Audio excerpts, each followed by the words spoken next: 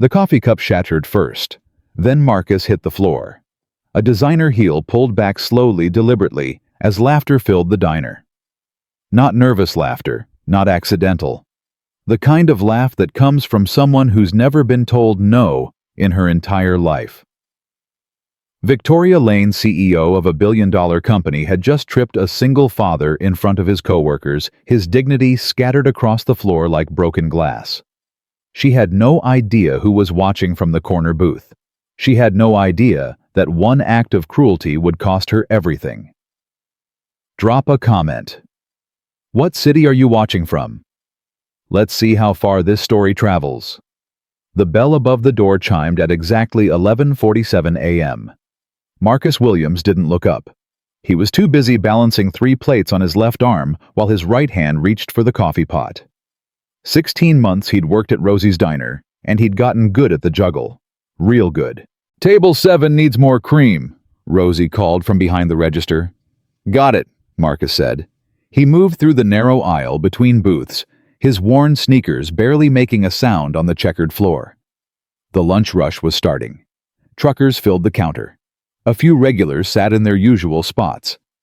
Old Bill was reading the paper in booth 3, same as every day for the past 11 years.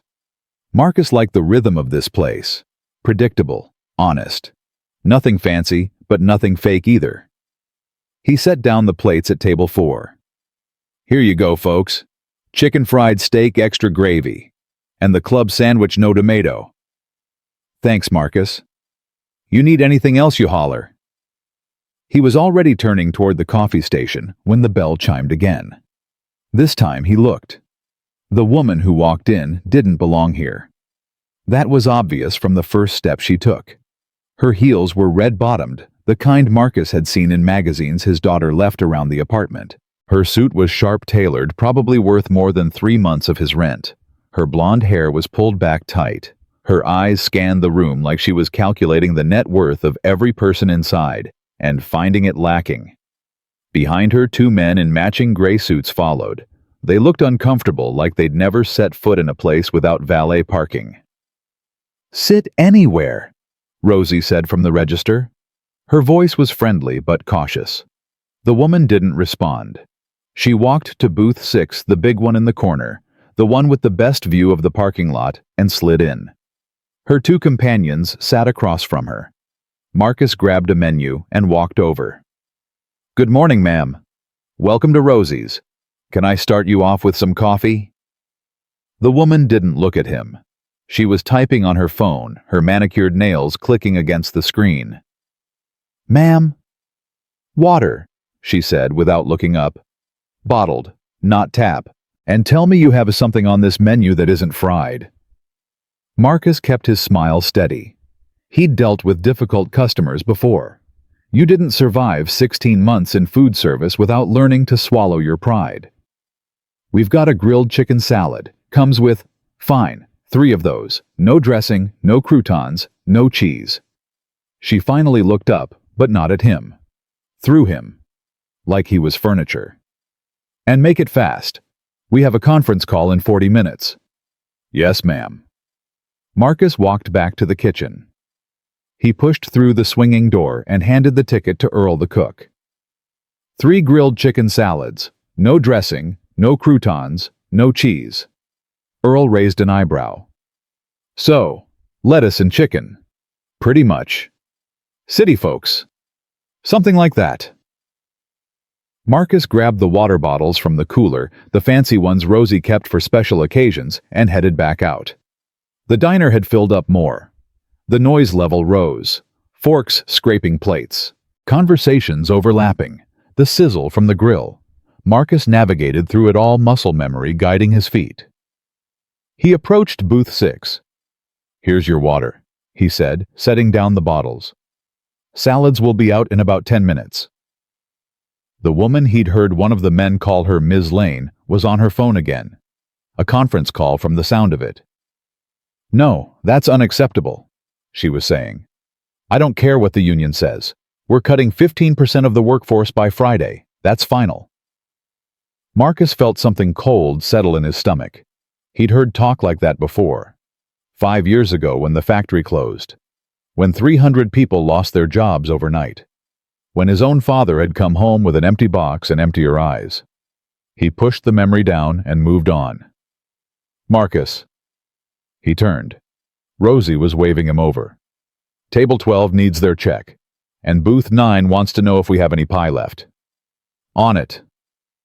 The next 20 minutes were a blur. Marcus moved from table to table, refilling coffees, clearing plates, making small talk with the regulars. Old Bill wanted to know about the Cowboys game. Martha asked about his kids. Tommy the trucker told him a joke that wasn't funny, but Marcus laughed anyway. This was his world. These were his people. And even on the hard days, and there were plenty of hard days, he felt like he belonged. Order up, Earl called. 3 grilled chicken salads. No dressing, no croutons, no cheese. Marcus loaded them onto his tray. The plates were hot. The tray was heavy. He balanced it carefully, like he'd done 1,000 times before. He headed toward booth 6. Ms. Lane was still on her phone. Her voice had gotten louder, sharper. The 2 men across from her looked uncomfortable. I said no, we're not negotiating with them. If they don't like it, they can find jobs elsewhere. There are plenty of people who would kill for those positions. Marcus approached the table. Here are your salads. He reached over to set down the first plate. That's when it happened. He felt it before he understood it. Something hard against his ankle. A pressure that shouldn't be there. His balance shifted. The tray tilted. And then he was falling. The plates hit the floor first. Ceramic exploding like small bombs. Lettuce and chicken scattered across the tile. Then Marcus hit his left knee, taking the impact pain shooting up his leg. For a moment, everything went quiet. Marcus lay there surrounded by broken dishes and ruined food, his palms flat against the cold floor. He tried to process what had happened. Tried to understand. Then he heard it. Laughter. Not the nervous kind. Not the, oh my God, are you okay kind. This was something else. Something cruel. Something that enjoyed what it saw. Marcus looked up. Victoria Lane was laughing. Her head tilted back, her perfect teeth showing her eyes bright with amusement. She was looking right at him. Right through him. Maybe, she said between laughs, you should stick to jobs that don't require coordination. The 2 men with her chuckled nervously. They glanced at each other, then back at her like they weren't sure if they were supposed to laugh or not. Marcus pushed himself up. His knee screamed. His hands were shaking. He could feel every eye in the diner on him. I'm sorry, he heard himself say. I'll clean this up right away. Why was he apologizing? He hadn't done anything wrong. He knew that. But the words came out anyway, automatic, programmed by years of being told to keep his head down, to not make waves, to just get through the day. You certainly will, Victoria said. She was still smiling, still enjoying this. And I expect those salads to be remade, quickly. Rosie came rushing over. Oh my goodness, Marcus, are you okay? I'm fine. He wasn't fine. His knee was throbbing. His dignity was shattered. But he said it anyway. What happened? Marcus paused. He looked at Victoria. Her heel was tucked back under the table now, but he'd felt it. He knew what she'd done. I tripped. Over what? Marcus didn't answer. What was he going to say? That this woman, this rich, powerful woman with her designer suit and her billion-dollar company, had stuck out her foot like a schoolyard bully. Who would believe him? He got down on his knees and started picking up the broken pieces. Here, let me help, Rosie said. I got it. Marcus. I said I got it. His voice came out harder than he meant. Rosie stepped back, hurt flickering across her face. Marcus felt a wave of shame wash over him. I'm sorry, he said. I didn't mean... It's okay. Rosie's voice was soft. She understood. She always understood. Just take your time. Victoria's phone rang. She answered it without hesitation. her voice shifting back to business mode as if nothing had happened. As if she hadn't just humiliated a man in front of a room full of people. Yes, I'm here. No, we're not changing the timeline. I want those layoffs announced by end of business Friday. Marcus kept cleaning. His hands were steadier now, but something inside him felt broken. Something that wouldn't be fixed by picking up pieces of ceramic. The conversations around the diner slowly resumed. People went back to their meals, their newspapers, their own lives. But there was a tension now. A weight in the air that hadn't been there before. Old Bill caught Marcus's eye as he passed. The old man shook his head slowly, his jaw tight. He'd seen what happened. They all had. But no one said anything. Because what could they say? Marcus. He looked up. Rosie was standing by the kitchen door, her arms crossed. Take 5 minutes. Go out back. Get some air. I can't. I've got... Earl and I will cover. Go. Marcus wanted to argue, but his knee was still throbbing and his chest felt tight, and if he didn't get out of this room in the next 30 seconds, he was going to do something he'd regret.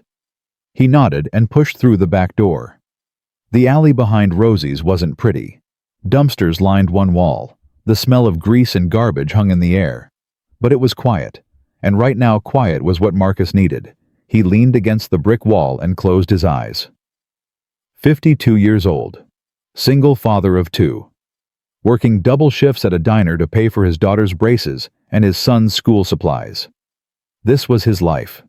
This was what he had, and some woman with more money than God had just tripped him like he was nothing. He thought about his kids. Destiny was 15 now, smart as a whip, already talking about college. She believed in him, believed he could do anything. What would she think if she'd seen him on that floor in Marcus Jr., 12 years old, watching everything, learning what it meant to be a man? What lesson had he just missed? Marcus rubbed his face with both hands. He'd grown up in this town. Worked at the factory for 18 years before it closed. Took whatever jobs he could find after that. Cleaning offices, driving delivery trucks, and for the past 16 months waiting tables at Rosie's. He never complained, never made excuses. Just kept moving forward one day at a time. But this was different. This wasn't just about the fall. It was about the laugh. That cruel, careless laugh that said he wasn't even worth pretending to care about. Marcus had faced racism before. Of course he had. You didn't grow up black in Texas without encountering it.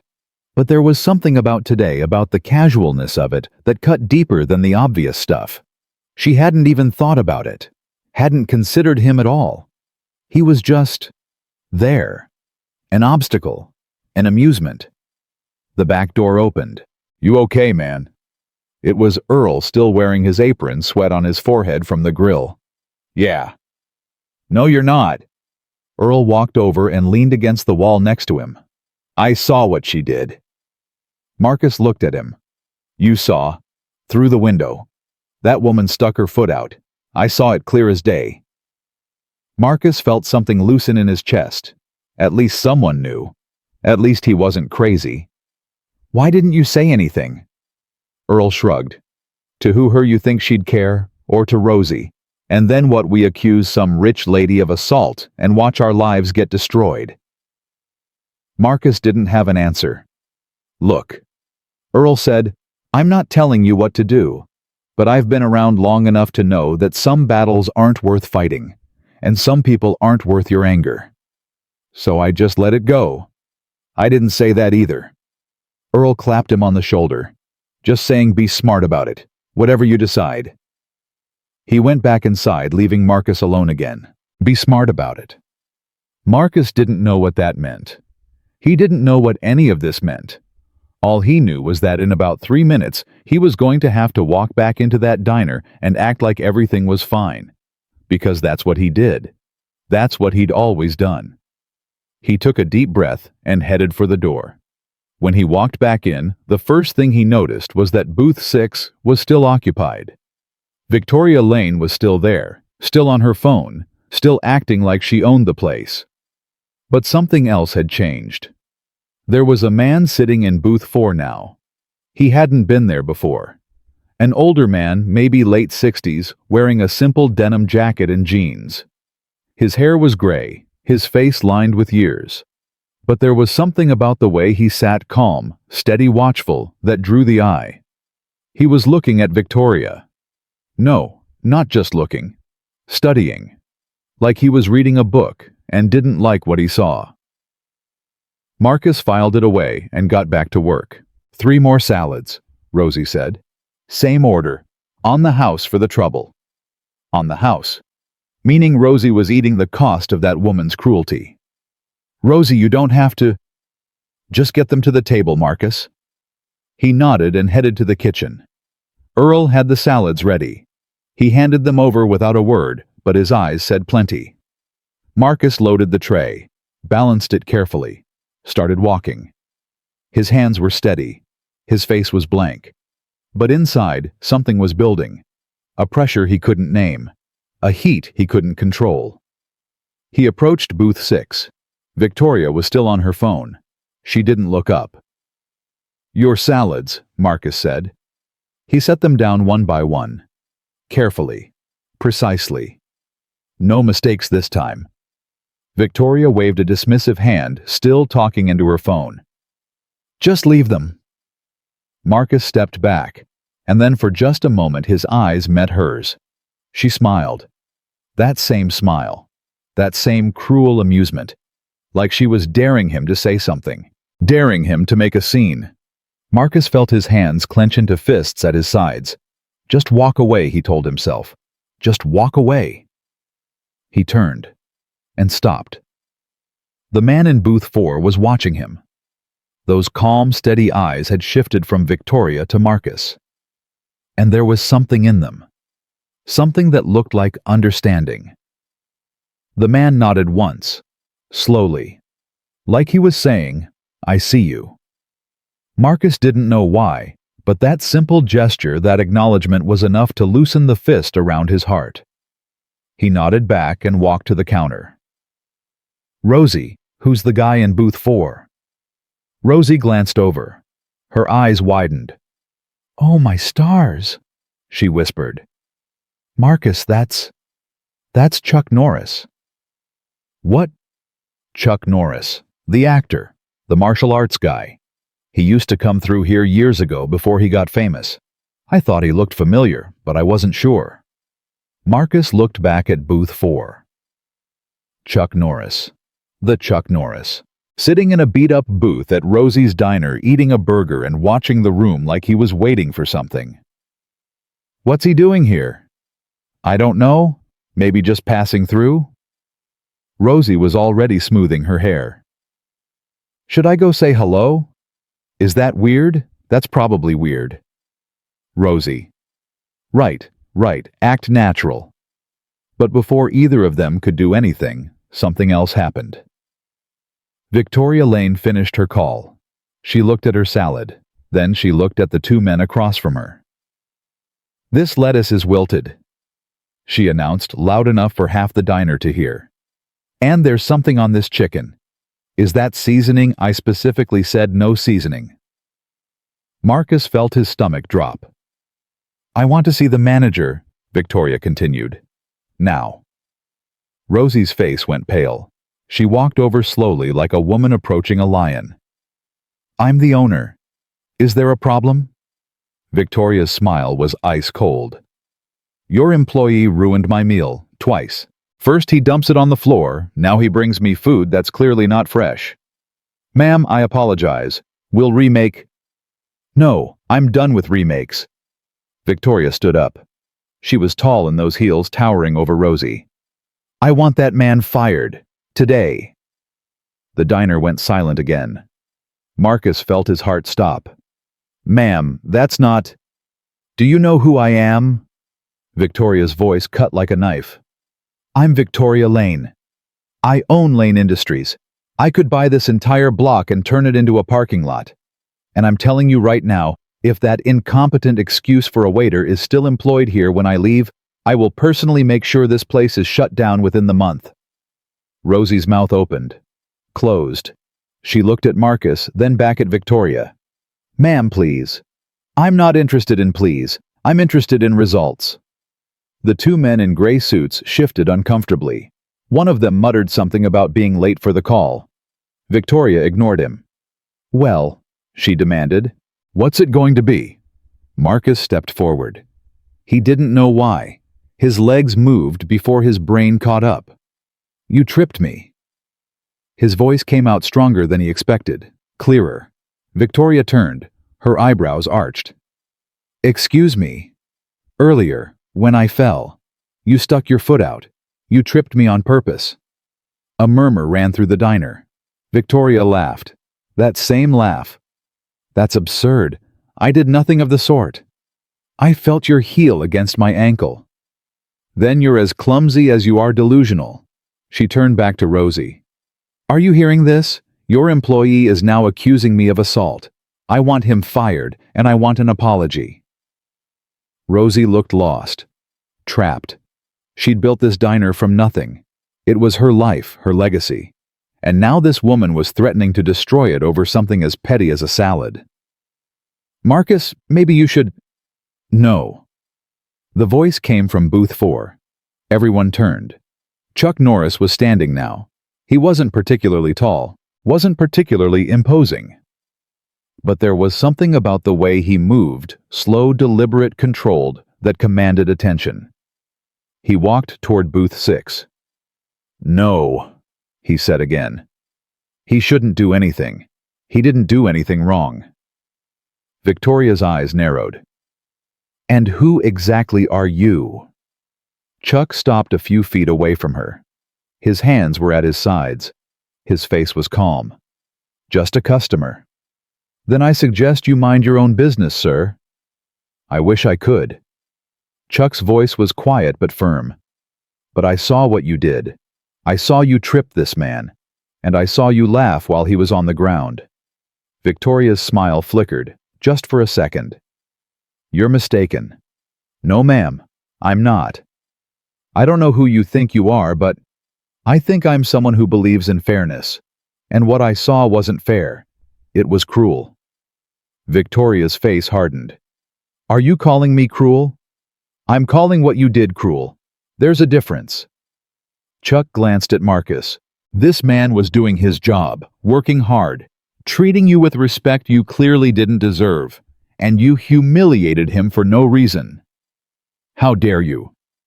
"I dare because someone has to." Chuck's voice never rose, never sharpened, but it filled the room all the same. "You think your money makes you powerful? You think your title makes you important? Power isn't measured by how many people you can step on. It's measured by how many people you choose to lift up." Victoria's companions were on their feet now, looking like they wanted to be anywhere else. "Ms. Lane, we really should—" "Shut up." Victoria's eyes were locked on Chuck. "You don't know me. You don't know what I've built, what I've accomplished." "You're right. I don't know you." Chuck nodded toward Marcus. "But I know him. I know men like him. Men who wake up every day and do the work. Men who put food on the table and shoes on their kids' feet. Men who don't complain and don't make excuses. That's real accomplishment. That's real strength." Victoria's mask cracked. Just a little. Just enough to show the ugliness underneath. "This is ridiculous. I don't have to stand here and be lectured by some nobody in a diner." She grabbed her bag and pushed past Chuck. But she didn't get far. "Ma'am?" She stopped at the door. Chuck hadn't moved, hadn't raised his voice. But somehow that single word stopped her cold. "You should know something. Everything that happened here today, people saw it. People will remember it. And the way you treated this man, that's going to follow you." Victoria's jaw tightened. "Are you threatening me?" "No, ma'am. I'm just telling you the truth. Something I suspect you don't hear very often." For a long moment, no one moved. Then Victoria Lane pushed through the door and was gone. Her companions hurried after her, not looking back. The diner stayed silent for another 10 seconds. Then slowly conversation resumed. Forks clinked against plates. The grill sizzled. Life went on. But something had changed.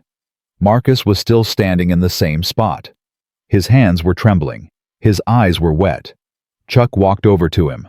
"You okay?" Marcus nodded, then shook his head. "I don't know." "That's honest." Chuck extended his hand. "I'm Chuck." Marcus shook it. "Marcus." "Good name. Strong name." Chuck looked around the diner. "This is a good place. Good people." "Yeah, it is." Chuck reached into his pocket and pulled out a worn leather wallet. He handed a business card to Marcus. "If you ever need anything at all, you call that number." Marcus looked at the card. Simple, white, just a name and a phone number. "Why?" he asked. "You don't even know me." Chuck smiled. It was warm. Real. "I know enough." He walked to the register, pulled out a handful of bills, and set them on the counter. "This should cover everyone's lunch. Keep the change." Rosie's eyes went wide. "Sir, that's just paying it forward." Chuck nodded to her, then to the room at large. "Y'all take care now." And he walked out the door. Marcus stood there for a long time holding that business card, watching the door. He didn't know what had just happened, didn't know why this stranger had stood up for him, didn't know what any of it meant. But for the first time in a long time, he didn't feel invisible. He felt seen. The business card stayed in Marcus's pocket for the rest of his shift. He didn't tell anyone about it. Didn't show Rosie or Earl or any of the regulars who kept glancing at him with that mix of sympathy and curiosity. He just kept working. Refilling coffees, clearing plates, smiling when he was supposed to smile. But his hand kept drifting to his pocket, kept touching the edge of that card, like it was proof that what happened was real. By 3 o'clock, the lunch rush had faded and the diner was quiet again.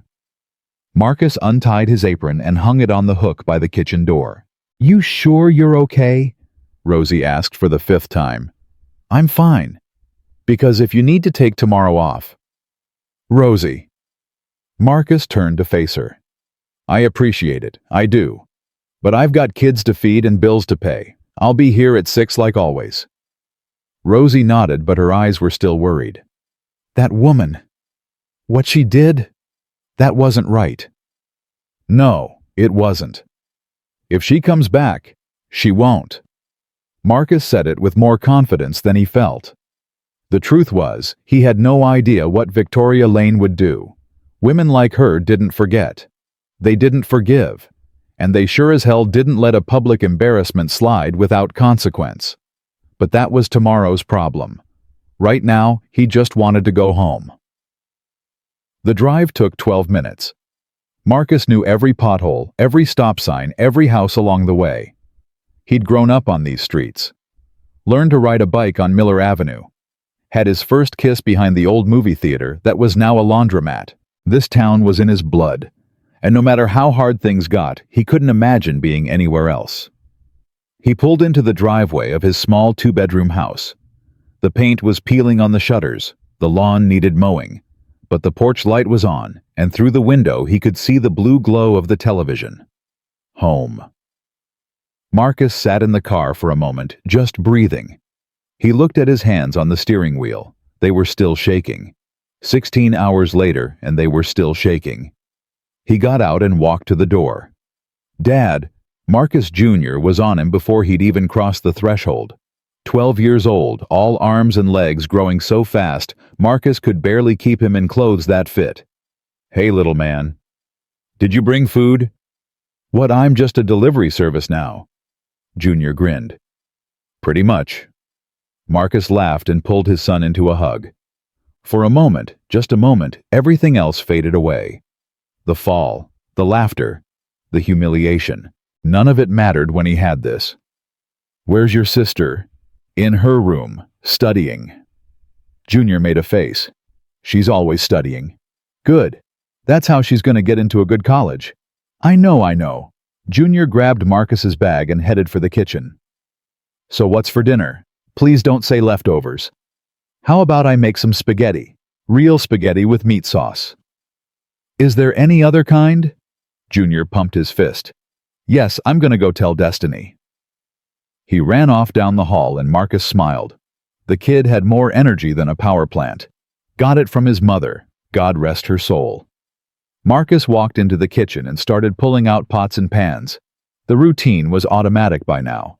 Boil water, brown the meat, add the sauce from the jar because who has time to make it from scratch anymore? He was stirring the meat when Destiny appeared in the doorway. Hey, Dad.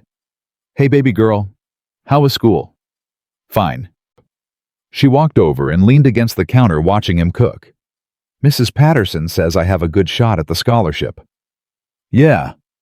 Marcus looked up, his chest swelling with pride. Which one? The Dawson Foundation, full ride to any state school. She thinks my essay is strong. That's amazing, Destiny. I'm so proud of you. I haven't gotten it yet. You will. Marcus reached out and squeezed her shoulder. You're the smartest person I know. Destiny smiled, but it faded quickly. She was watching him too closely now, reading him the way she always did. What's wrong? Nothing. Dad? Marcus kept stirring. Just a long day, that's all. Did something happen at work? He should have known he couldn't hide it from her.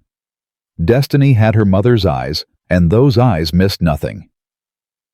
There was an incident with a customer. What kind of incident? Marcus sighed. He turned down the heat on the stove and faced his daughter. Some woman came in, rich, powerful, thought she owned the place. He paused, choosing his words carefully. She tripped me, on purpose, made me fall in front of everyone. Destiny's eyes went wide. What? And then she laughed. Dad, Destiny's voice cracked. That's horrible. It wasn't great. Did you say something? Did you report her? Report her to who she practically threatened to shut down the whole diner. Marcus shook his head. People like her. They don't face consequences, baby girl. That's just how the world works. That's not how the world should work. No, it shouldn't. Destiny was quiet for a moment. Marcus could see the wheels turning in her head. She was processing, analyzing, the same way she approached her homework, her tests, her whole life. Someone should expose her, she said finally. Put it online. Let people see who she really is. Destiny. I'm serious, Dad. People need to know. If she did this to you, she's probably done it to other people too. And what good would that do? You think a woman like that is going to lose sleep over some viral video? Maybe. Maybe not. But at least people would know the truth. Marcus turned back to the stove. The meat was sizzling. The water was boiling. Everything was normal, except nothing was normal. There was this man, he said quietly. At the diner. He stood up for me. Who? You're not going to believe me. Try me. Marcus smiled despite himself. Chuck Norris. Destiny stared at him. Chuck Norris. Like, the Chuck Norris? The one and only. Dad, are you serious right now? I'm dead serious. He was sitting in booth 4, and when that woman started demanding Rosie fire me, he stood up and called her out, right there in front of everyone. Destiny's mouth was hanging open. What did he say? He said power isn't measured by how many people you can step on. It's measured by how many people you choose to lift up. Silence. Destiny moved closer to her father. She wrapped her arms around him and held on tight. I'm sorry, Dad. For what? For what happened to you. For all of it. Marcus hugged her back. His daughter was 15 years old, and somehow she was already wiser than most adults he knew. It's okay, baby girl. No, it's not. Destiny pulled back and looked him in the eye. But it will be. Dinner that night was quieter than usual. Junior sensed the mood and kept his chatter to a minimum. They ate their spaghetti, watched a little TV, and went to bed early. Marcus lay awake for hours staring at the ceiling. He kept replaying the moment. The heel against his ankle, the floor rushing up, the sound of that laugh echoing in his ears. And then Chuck's voice. Calm. Steady. Certain. That's real strength. Was it Marcus didn't feel strong? He felt tired, worn down, like he'd been running a marathon his whole life, and the finish line kept moving further away. He thought about his father. James Williams had worked at the factory for 32 years, same shift, same station, same lunch pail every day. And when they closed the doors without warning, he'd come home and sat in his chair for 3 hours without saying a word. 6 months later, he was gone. Heart attack, the doctors said. But Marcus knew better. His father had died of a broken spirit. Was that going to be him, working himself to death for people who didn't even see him as human? Marcus closed his eyes and tried to sleep. The next morning came too fast. His alarm went off at 5. He showered, dressed, and was out the door by 5:30. The kids wouldn't be up for another hour. He'd left a note on the kitchen table, same as always. Have a good day. Love, Dad.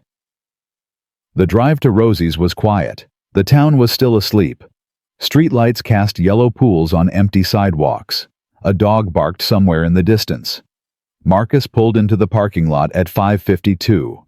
Rosie's car was already there. And so was another car, a black SUV with tinted windows. Marcus's stomach tightened. He got out and walked toward the door. Before he could reach it, the door swung open. Rosie came out. Her face was pale. Her hands were shaking. Marcus, thank God. What's wrong? There's a man inside. Says he's a lawyer. Says he needs to talk to you. Marcus felt the blood drain from his face. A lawyer? He won't tell me what it's about, just says he needs to speak with you directly. Marcus looked at the diner. Through the window he could see a man in a suit sitting at the counter. Young, sharp, the kind of polished that only came from expensive law schools and expensive clients. Did he say who sent him? Rosie didn't answer. She didn't need to. Marcus pushed through the door. The man at the counter looked up. He smiled, but it didn't reach his eyes. Mr. Williams, thank you for joining me. I work here. Didn't have much choice. Fair enough. The man gestured to the stool beside him. Please, sit. Marcus didn't sit. What do you want? Straight to business. I respect that. The man reached into his briefcase and pulled out a folder. My name is Daniel Prescott. I represent Lane Industries. More specifically, I represent Ms. Victoria Lane. I figured. Good. Then you understand the seriousness of this conversation. Prescott opened the folder and spread several documents across the counter.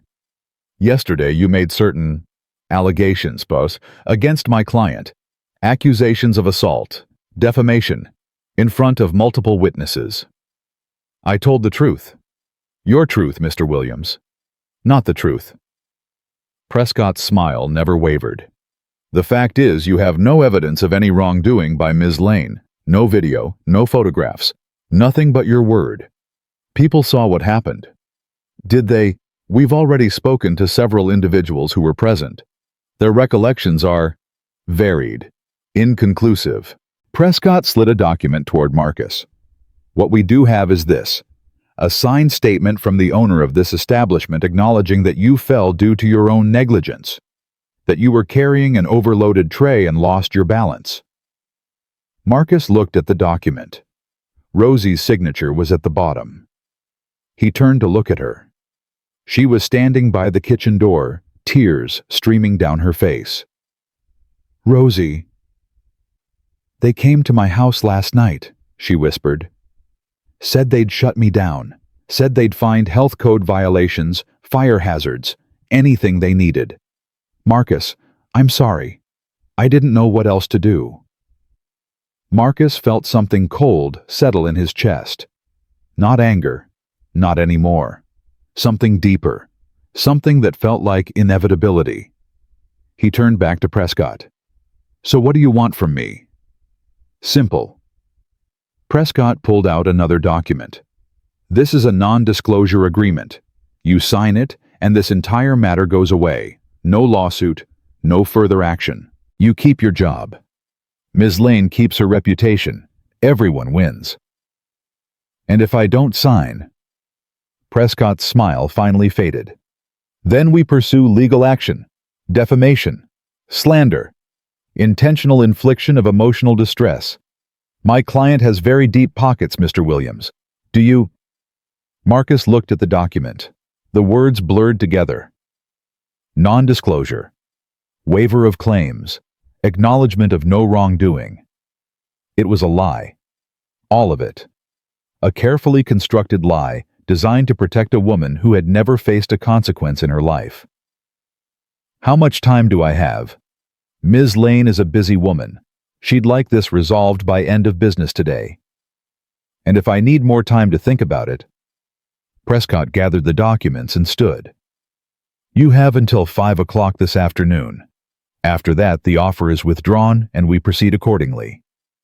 He dropped a business card on the counter. "My number. I look forward to hearing from you." And then he was gone. The diner was silent. Marcus stared at the business card. Daniel Prescott Esquire, partner, Morrison & Lane, LLP. Morrison & Lane, of course. She probably owned the law firm too. "Marcus." Rosie's voice was barely a whisper. "I'm so sorry." "It's not your fault. I should have fought harder, should have told them to go to hell." "And then what? Lose everything you've built?" Marcus shook his head. "You did what you had to do. I don't blame you." But even as he said it, he felt something break inside him. The last bit of hope he'd been holding on to. The belief that maybe, just maybe, the truth still mattered. He walked to the back and punched in for his shift. The morning passed in a haze. Marcus moved through the motions, took orders, served food, smiled when he was supposed to smile. But he wasn't really there. Part of him was somewhere else, turning the situation over and over in his mind. At 10 o'clock, his phone buzzed. He pulled it out and looked at the screen. A text from Destiny. Someone posted a video. "Dad, you need to see this." Marcus's heart stopped. He ducked into the back and clicked the link. The video was grainy, clearly shot on someone's phone from across the diner. But you could see enough. You could see Victoria's foot extend, see Marcus fall, see her throw her head back and laugh. And then you could see Chuck Norris stand up. The video had been posted 2 hours ago. It already had over 50,000 views. Marcus scrolled down to the comments. "This woman is evil. Does anyone know who she is? Chuck Norris is a legend. That poor man. Someone start a GoFundMe." And then one comment that made Marcus's blood run cold. "That's Victoria Lane, CEO of Lane Industries. Look her up." Within minutes, the replies were flooding in. "No way. The Victoria Lane. Isn't her company the one that just laid off 500 workers? This tracks. She's always been a monster. Someone needs to make this bigger." Marcus closed the app and leaned against the wall. This was it. The moment where everything changed. He could feel it like a storm gathering on the horizon. The video was out there now. People were watching. People were talking. And Victoria Lane was about to learn that money couldn't buy silence. His phone buzzed again. Another text from Destiny. "It's up to 100K views. National news is picking it up." Marcus read the message 3 times. National news. He thought about the lawyer's offer, the NDA sitting on the counter, the 5 o'clock deadline. And then he thought about what Chuck had said. Power isn't measured by how many people you can step on. It's measured by how many people you choose to lift up. Marcus made a decision. He walked back into the diner and picked up Prescott's business card. He looked at it for a long moment, then he tore it in half. "Marcus?" Rosie was watching him, her eyes wide. "What are you doing?" "The right thing." Whoa. He dropped the pieces in the trash. "For once in my life, I'm doing the right thing." By noon, the video had crossed 500,000 views. By 1 o'clock, it was trending nationally. By 2 o'clock, reporters were calling the diner asking for comments, asking for interviews. Rosie handled them all with a simple, "No comment." But Marcus knew it couldn't last. The storm was coming, and when it hit, nothing would ever be the same. At 3:15, the door opened. Marcus looked up expecting another reporter, another lawyer, another problem. Instead, he saw Chuck Norris. The older man walked in calmly, nodded to Rosie, and took a seat at the counter. "Coffee, please. Black." Rosie poured it with trembling hands. "Mr. Norris, I don't know what to say." "Then don't say anything." Chuck smiled warmly. "Just keep doing what you're doing." He turned to Marcus. "I heard about the video." "Yeah, it's everywhere." "That it is." Chuck took a sip of his coffee. "How are you holding up?" Marcus laughed, but there was no humor in it. "Honestly, I have no idea." "That's fair." Chuck set down his cup. "I came back because I wanted you to know something. Whatever happens next, you're not alone." "What do you mean?" Chuck reached into his jacket and pulled out a folded piece of paper. He handed it to Marcus. "What's this?" "A number. For a friend of mine. He's a lawyer. A real one. The kind that fights for people instead of against them." Marcus unfolded the paper. A name and number were written in neat handwriting. "Why are you helping me?" Chuck was quiet for a moment. He looked around the diner at the regulars in their booths, at Rosie behind the counter, at the worn floor and the faded menus. "Because I remember what it's like," he said finally. "Being invisible, being dismissed. Before the movies, before any of it, I was just a kid from Oklahoma with nothing but a dream and a whole lot of people telling me it would never happen." He turned back to Marcus. "Someone helped me once, when I was at my lowest. Gave me a chance when no one else would." Chuck's eyes were steady. "I've spent my whole life trying to pay that forward." Marcus felt his throat tighten. "I don't know how to thank you." "You don't have to thank me. Just promise me one thing." "What?" "When this is over, when you come out the other side, you do the same. You find someone who needs help, and you help them. That's how it works. That's how we make the world better. One person at a time." Marcus nodded. He couldn't speak. The words were stuck somewhere between his heart and his throat. Chuck finished his coffee and stood. "Take care of yourself, Marcus. And take care of those kids of yours." He paused at the door. "I have a feeling they're going to be very proud of their father." And then he was gone. Marcus stood there holding the paper, watching the door. Outside, he could hear sirens in the distance. Car doors slamming. Voices rising. The storm had arrived. The first news van pulled into the parking lot at 3:47 p.m. Marcus watched through the window as a woman in a red blazer jumped out, followed by a cameraman already hoisting his equipment onto his shoulder. Behind them, another van was pulling in. Then another. "Lord have mercy," Rosie whispered. The door burst open, and the woman in red strode in like she owned the place. Her eyes scanned the room and locked onto Marcus immediately.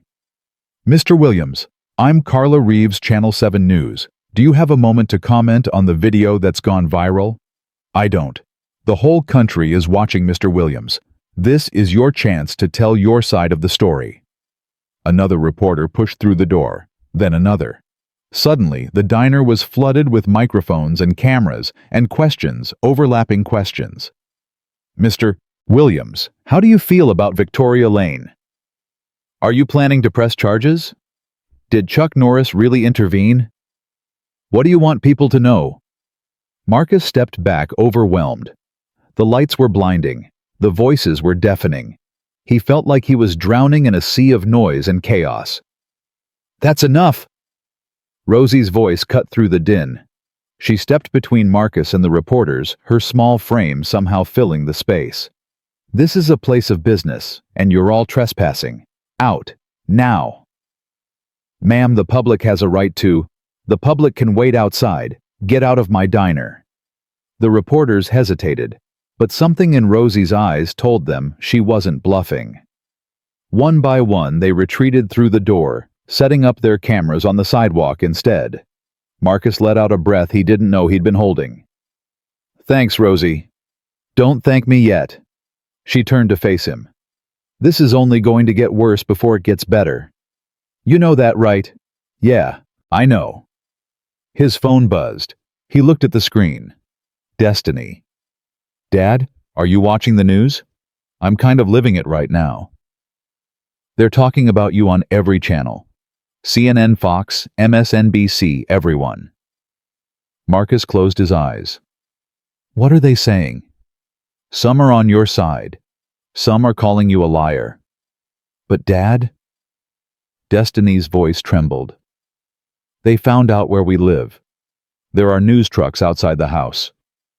Marcus's blood went cold. "Where's your brother?" "He's here. We're both here. But Dad, I'm scared." "Lock the doors. Don't answer for anyone. I'm coming home." "But your shift." "I don't care about my shift. I'm coming home." Marcus hung up and grabbed his jacket. Rosie watched him, understanding in her eyes. "Go. Be with your kids." "Rosie, I'm sorry." "Don't you dare apologize. You've got nothing to be sorry for." She pressed a hand to his cheek. "You're a good man, Marcus Williams. Don't let anyone make you forget that." Marcus pushed through the back door to avoid the reporters. He sprinted to his car, jumped in, and peeled out of the parking lot. The drive home felt like an eternity. Every red light was an obstacle. Every slow driver was an enemy. His hands gripped the steering wheel so tight his knuckles went white. When he turned onto his street, his heart sank. 3 news vans were parked in front of his house. Reporters stood on his lawn. Cameramen pointed their lenses at his front door like they were waiting for a show. Marcus pulled into the driveway and got out. Immediately they swarmed. "Mr. Williams, just a few questions. How do you respond to claims that you staged the incident? Has Victoria Lane contacted you?" Marcus ignored them all. He pushed through the crowd, up the porch steps, and through his front door. Destiny and Junior were huddled on the couch. Their faces were pale. Their eyes were wide with fear. "Dad?" Junior ran to him and buried his face in Marcus's chest. Destiny followed, wrapping her arms around them both. "It's okay," Marcus said, even though he wasn't sure it was. "I'm here now. It's okay." "They keep knocking on the door," Junior said, his voice muffled. "They keep asking questions through the windows." "I know, buddy. I know." "Dad, what's happening?" Destiny's voice cracked. "Why are they doing this?" Marcus pulled back and looked at his children. His babies. They didn't ask for any of this. They were just trying to live their lives, go to school, be kids. And now they were trapped in a circus not of their making. "Remember what I told you about the woman at the diner?" They nodded. "Well, someone recorded it, and now everyone wants to talk about it." Marcus took a deep breath. "Some people think I'm a hero. Some people think I'm lying. But the truth is, I'm just a dad who's trying to do right by his family." "You're not lying," Junior said fiercely. "She tripped you. I know she did." "I know, buddy." "So why are people saying—" "Because that's what people do sometimes. They believe what they want to believe." Marcus knelt down to meet Junior's eyes. "But it doesn't matter what they say. What matters is what we know, and what's true." "What's true?" Junior asked. "That I'm your father. That I love you more than anything in this world. And that no matter what happens out there, we're going to face it together. As a family." Junior nodded slowly. Destiny wiped her eyes. The knocking on the door started again. Marcus stood and walked to the window. He pulled back the curtain just enough to see. And that's when he saw the black sedan pulling up. It wasn't a news van. It wasn't a reporter. It was a sleek, expensive car with tinted windows and government plates. The door opened and a man in a dark suit stepped out. He walked past the reporters without even glancing at them, like they were beneath his notice. He climbed the porch steps and knocked on the door. 3 precise knocks. Patient. Deliberate. Marcus looked at his kids. "Go to your room." "But Dad..." "Now, please." They hesitated, but obeyed. Marcus waited until he heard their doors close before opening his own. The man on the porch was tall. Black, maybe late 50s. His suit was immaculate. His posture was military straight. His eyes were sharp and assessing. "Mr. Williams." "Who's asking?" "My name is Raymond Carter. I'm an attorney." He paused. "Chuck Norris sent me." Marcus felt something shift in his chest. "You're the friend he mentioned." "I am." Carter glanced at the reporters behind him. "May I come in?" Marcus stepped aside and let him enter. He closed the door on the chaos outside. Carter looked around the modest living room without judgment. His eyes settled on the family photos on the wall. Marcus with his kids. Marcus with his late wife. A lifetime of memories captured in frames. "You have a beautiful family, Mr. Williams." "Thank you. And I'm sorry for what they've been put through today." Carter turned to face him. "But I need you to understand something. What happens in the next 48 hours will determine the trajectory of your life and your children's lives." Marcus's throat tightened. "What do you mean?" "Victoria Lane is not a woman who accepts defeat. The video has embarrassed her, humiliated her, made her a laughingstock in front of the entire country." Carter's voice was steady. "She will retaliate, hard and fast. She has the resources and the ruthlessness to destroy you if you're not prepared." "I don't have anything. No money, no power. What could she possibly?" "She doesn't need you to have anything. She just needs to take away what little you have." Carter pulled out a folder from his briefcase. "Her legal team has already drafted papers. Defamation suit. Intentional infliction of emotional distress. They're claiming you staged the entire incident for publicity." "That's insane." "It doesn't have to be true. It just has to be expensive." Carter opened the folder. "They're suing you for $10 million. The number hit Marcus like a physical blow. 10 million. He didn't make 10 million in a lifetime.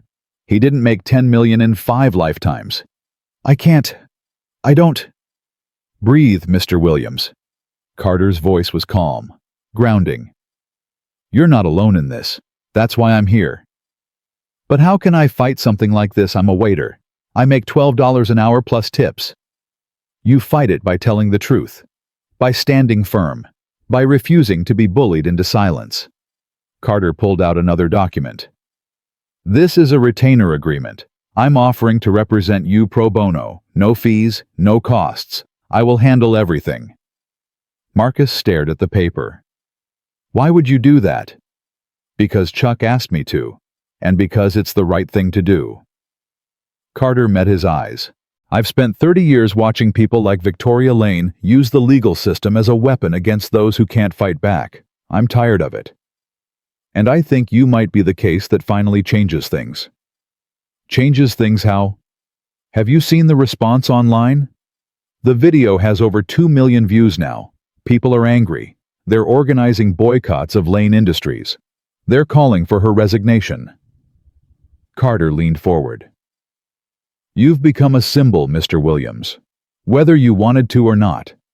The question is, what are you going to do with that?" Marcus didn't have an answer. His mind was still spinning, still trying to process the magnitude of what was happening. "I need time," he said finally. "I need to think." "Of course." Carter handed him the folder. "Take tonight. Read through everything. But I need an answer by morning. Once Lane's team files their suit, the clock starts ticking. And if I say no, if I just walk away, sign their NDA, and make this all go away." Carter was quiet for a moment. That's your choice. And I wouldn't judge you for making it. You have children to protect. A life to preserve.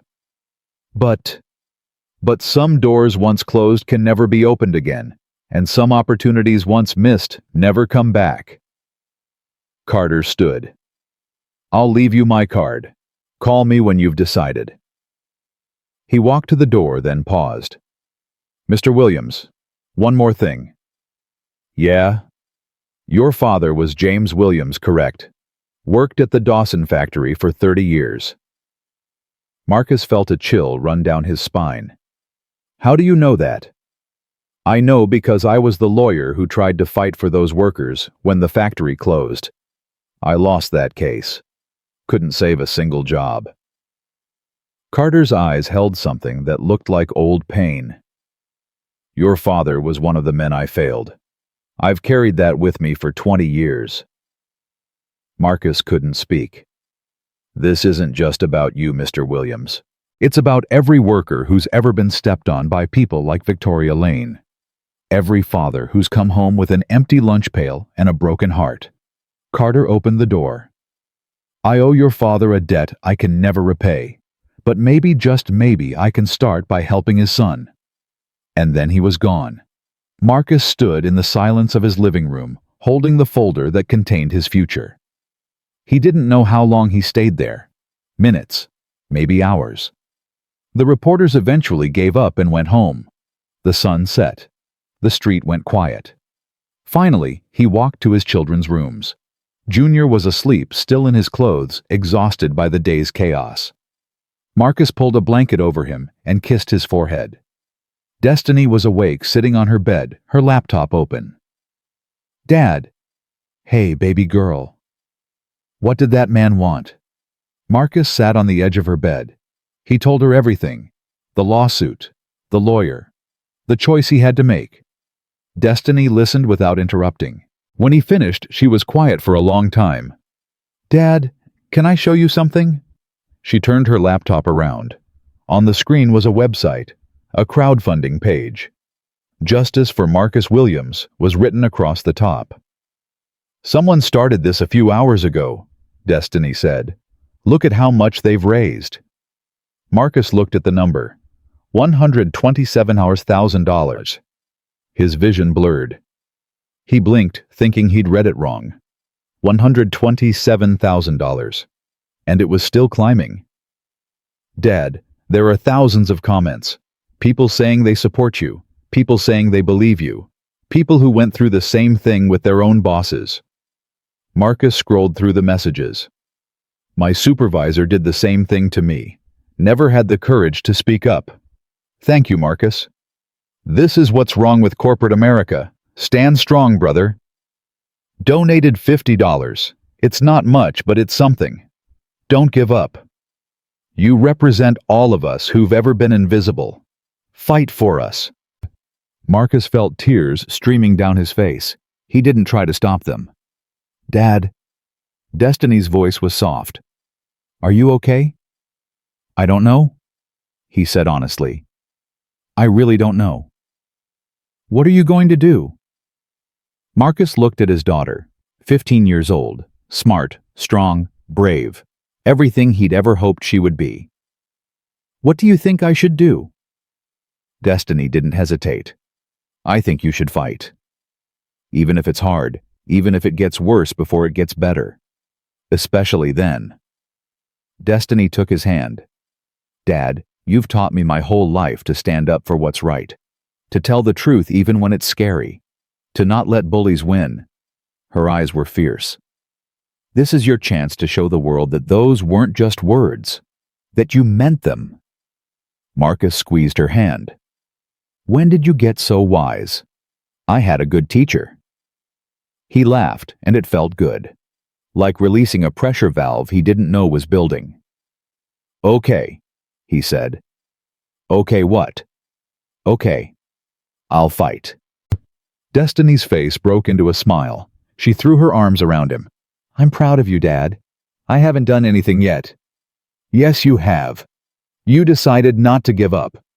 That's everything. Marcus held his daughter close.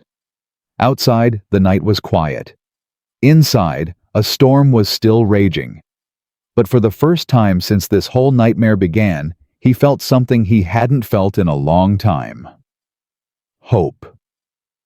The next morning, Marcus woke at 5 like always. But instead of getting ready for work, he sat at his kitchen table with the folder Raymond Carter had left him. He read every word, twice. Then he picked up his phone and dialed the number on Carter's card. Carter speaking. It's Marcus Williams. Mr. Williams, good morning. Have you made a decision? I have. Marcus took a deep breath. I'm in. Let's fight. There was a pause on the other end. When Carter spoke again, there was something new in his voice. Respect. Good. I'll file our response today. But I need you to understand something. Once we start this, there's no turning back. Victoria Lane will throw everything she has at you. Her lawyers, her money, her media connections. It will be ugly. I understand. Do your children understand? Marcus looked at the hallway where Destiny was already awake, listening from her doorway. They do. Then we begin. Carter's tone shifted to business. I need you at my office by 9. We have a lot of work to do.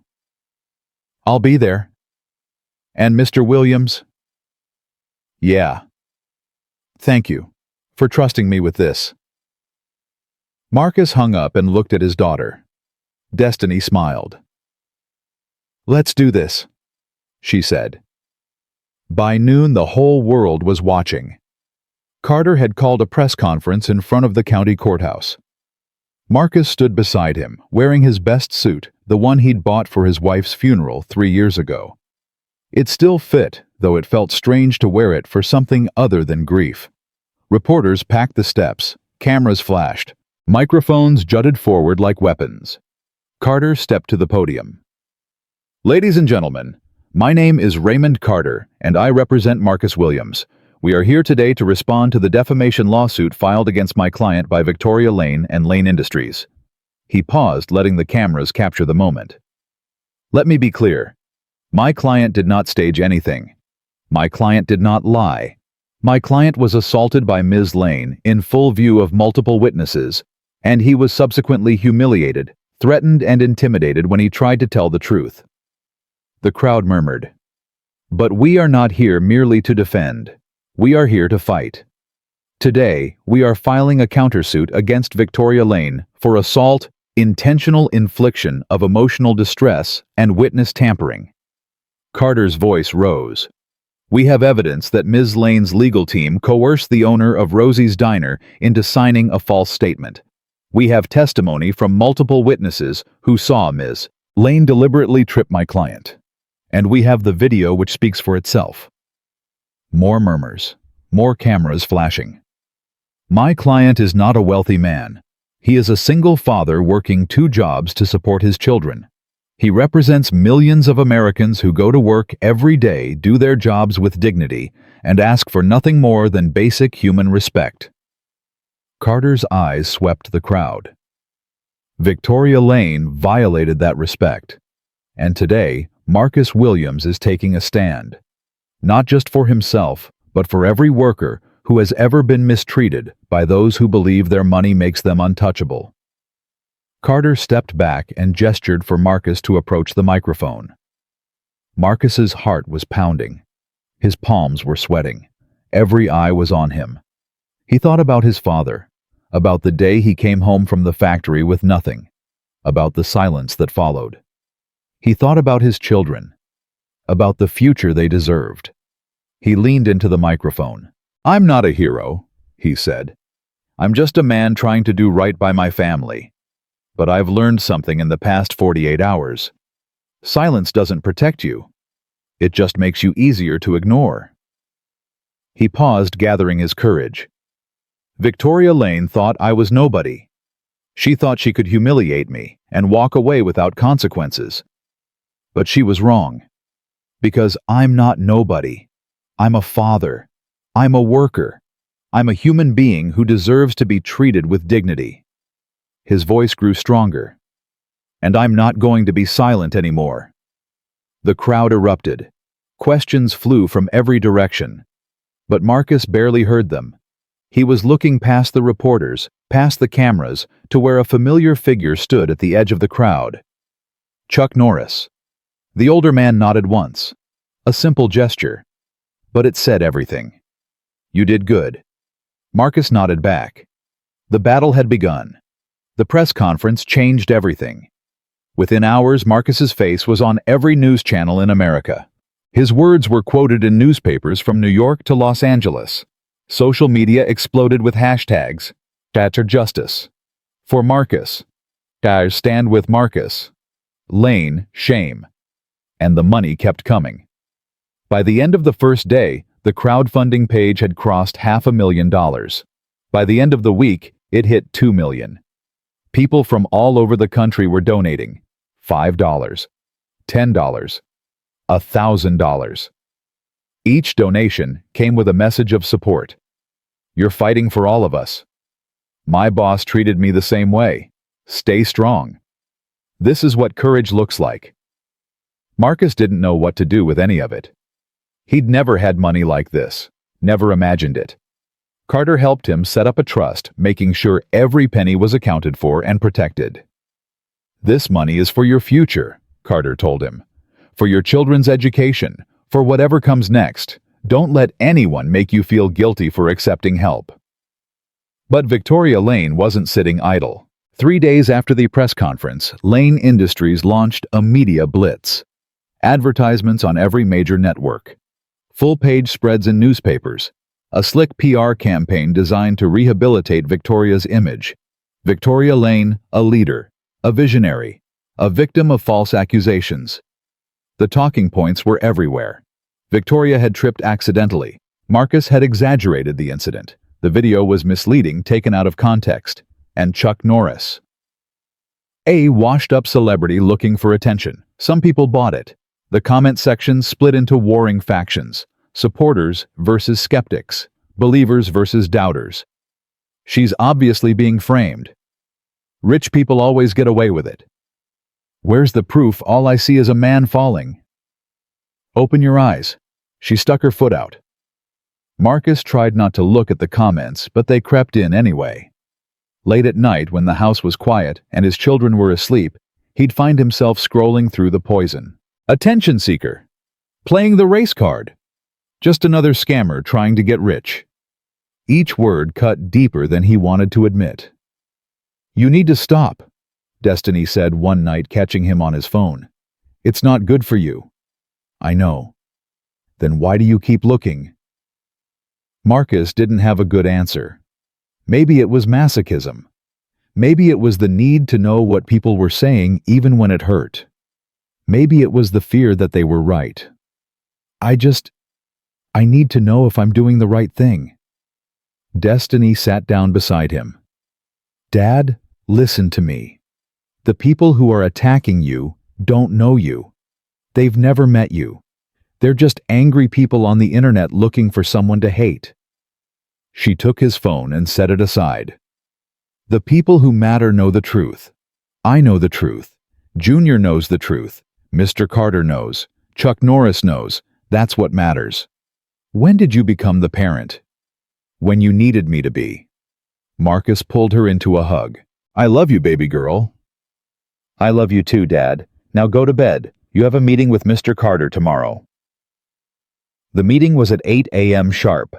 Carter's office was in downtown Houston, a modest space in a building that had seen better days. But the man himself was sharp as ever, surrounded by stacks of files and legal documents. "We have a problem," Carter said as soon as Marcus walked in. "What kind of problem?" "Victoria's team is playing dirty. They filed a motion to have the case dismissed on procedural grounds. They're also pushing for a gag order to prevent us from speaking to the media." "Can they do that?" "They can try. And with the judge they drew, they might succeed." Carter leaned back in his chair. "Judge Harold Simmons, old school, conservative, not exactly sympathetic to cases like ours." Marcus felt his stomach drop. "So what do? We fight, but we need to be smart about it." Carter pulled out a thick folder. I've been doing some digging. Victoria Lane has a history. A long history. What kind of history? The kind that doesn't make it into press releases. Carter opened the folder and spread the documents across his desk.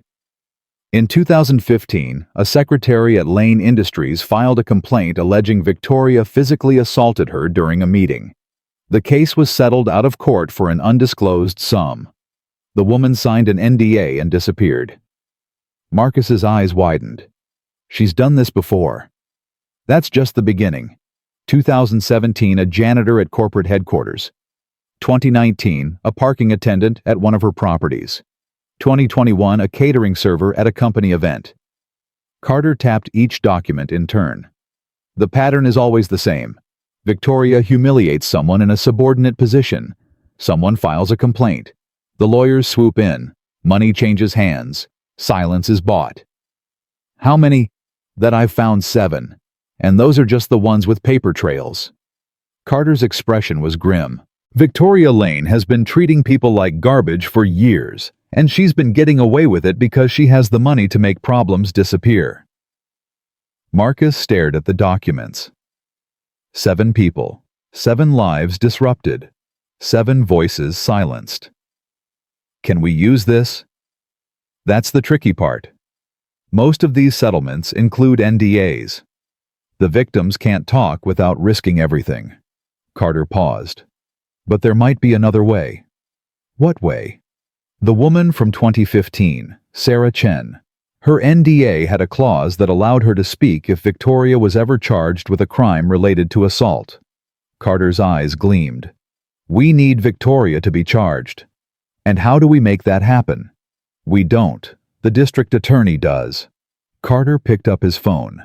I've been in contact with someone in the DA's office. They've been watching this case closely. If we can provide enough evidence, they might be willing to move forward with criminal charges. Criminal charges like actual jail time. Potentially.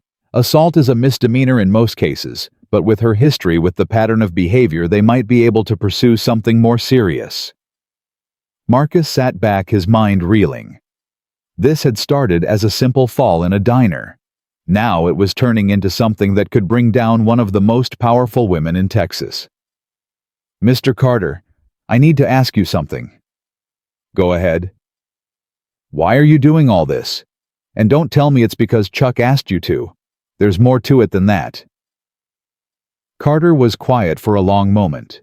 He stood and walked to the window, looking out at the city below. My father was a janitor, he said finally.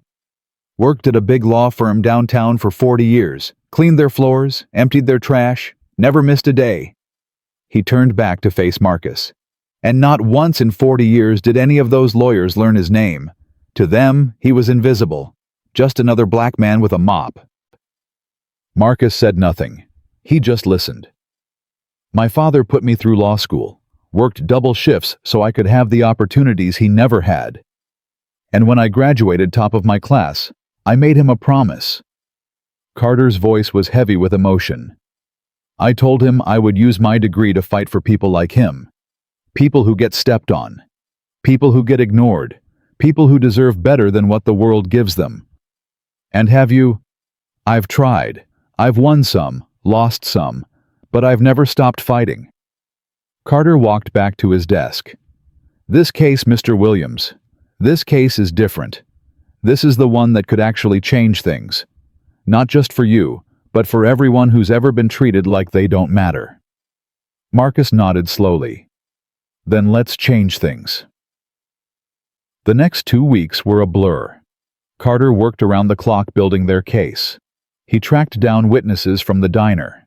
He subpoenaed security footage. He compiled evidence of Victoria's past behavior. And then something unexpected happened. Sarah Chen called. Mr. Carter. Her voice was shaky on the phone. This is Sarah Chen. I think you've been trying to reach me. Ms. Chen, thank you for calling back. I saw the news. I saw what happened to that man in the diner.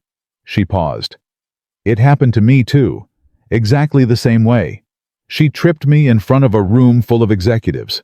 And then she laughed. Carter put her on speaker so Marcus could hear. Ms. Chen, I know this is difficult. I've been silent for 8 years.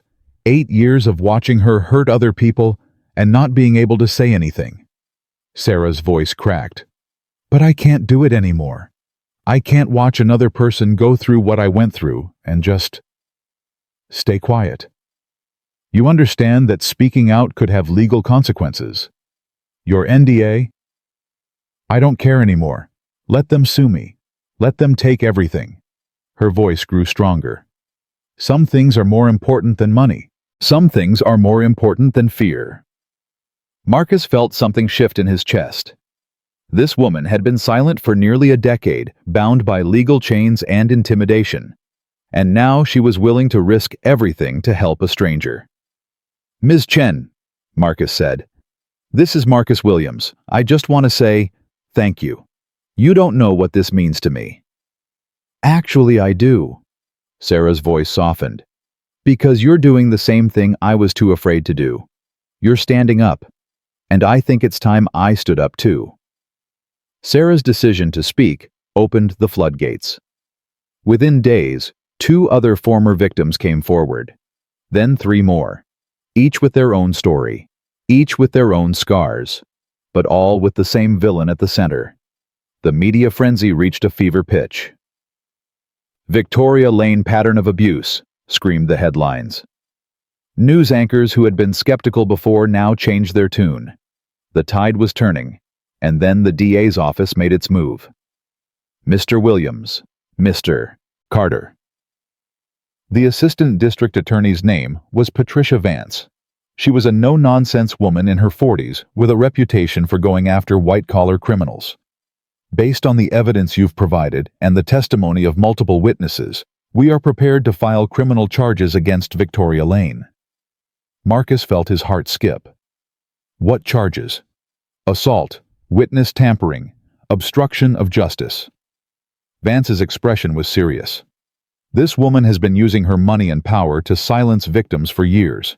That ends now. Carter nodded. When will you file? Tomorrow morning. We're scheduling a press conference for 10 a.m. Vance looked at Marcus. I'd like you to be there, Mr. Williams, if you're willing. I'll be there. That night, Marcus sat on his porch looking up at the stars. His phone buzzed. A text from an unknown number. It's Chuck. Heard the news. Proud of you. Marcus smiled and typed back. Couldn't have done it without you. Yes, you could have. You just needed someone to remind you that you could. Marcus stared at the message for a long time. Such simple words. But they meant more than Chuck could possibly know.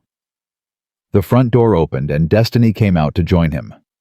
Can't sleep, she asked. Too much on my mind. The charges? Everything. Marcus sighed. Tomorrow they're going to arrest one of the most powerful women in Texas because of something that happened to me in a diner. Because of something she did to you in a diner, Destiny corrected. You didn't do anything wrong, Dad. She did. I know. It's just... Marcus struggled to find the words. My whole life, I've been taught to keep my head down. Don't make waves.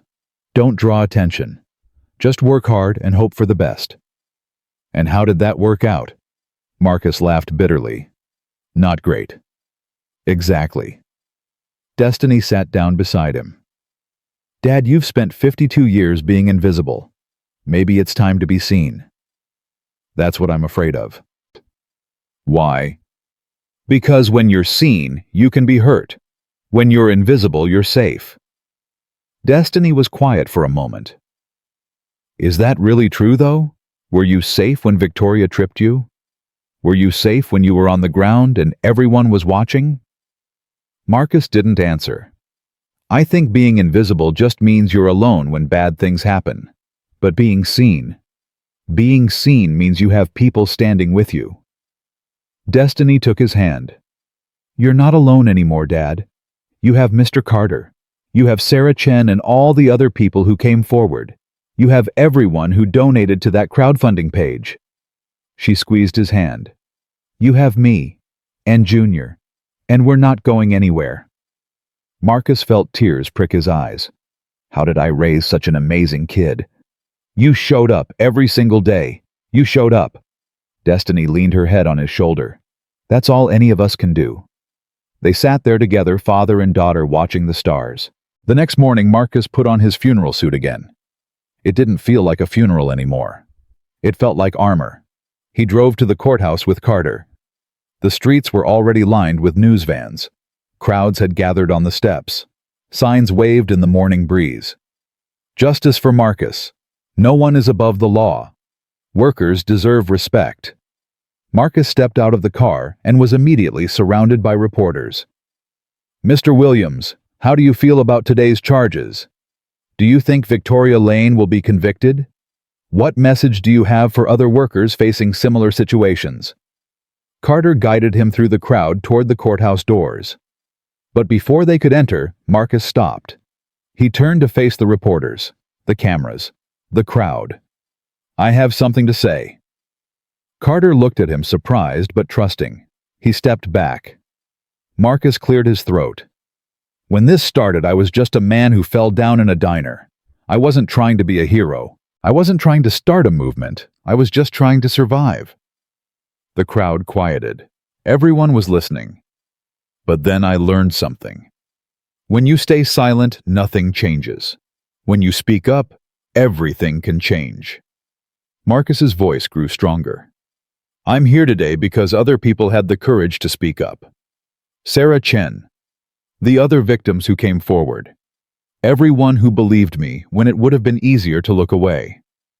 He paused, gathering his thoughts. Victoria Lane thought she could treat people like garbage because she had money and power. She thought she was untouchable, but she was wrong.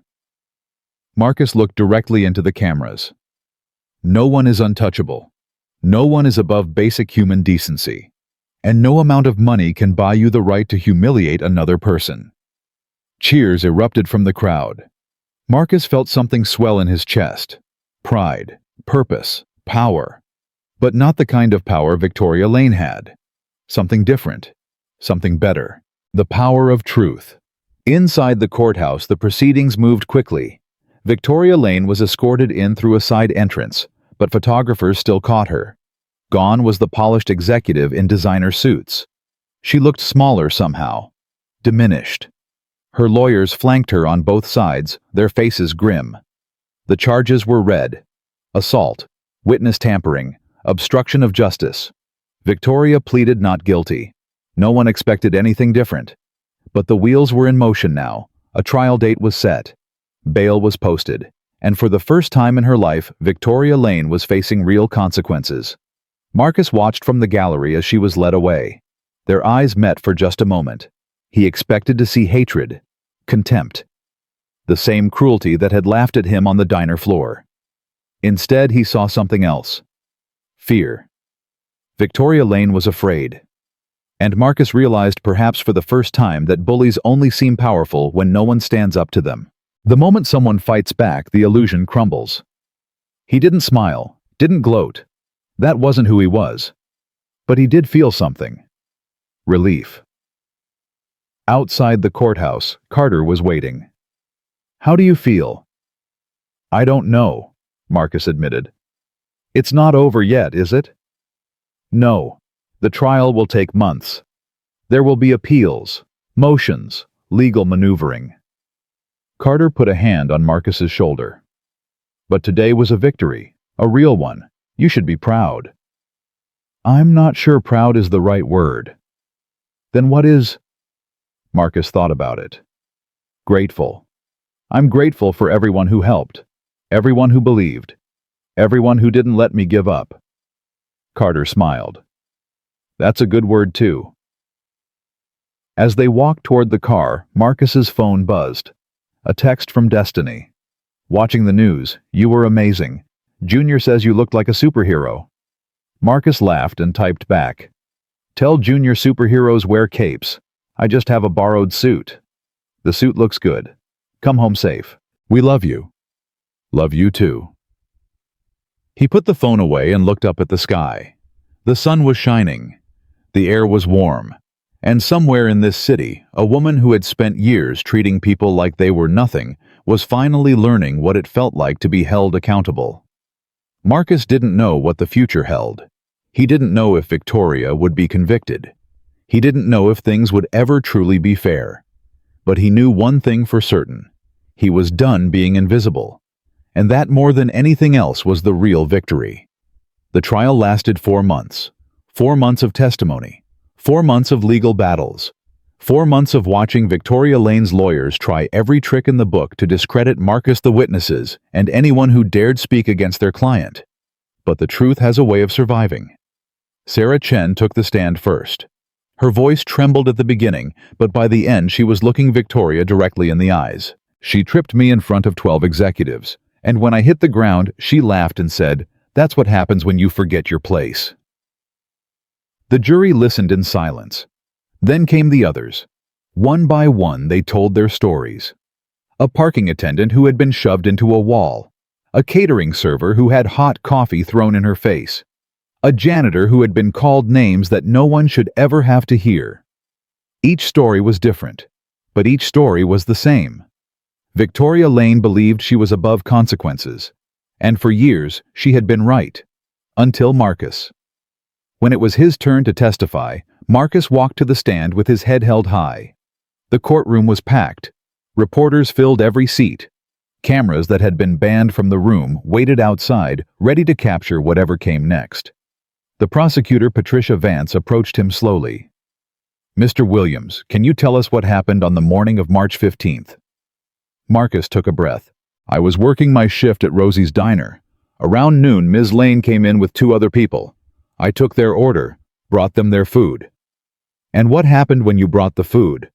"I was walking toward their table. I had the plates balanced on a tray, and then I felt something against my ankle."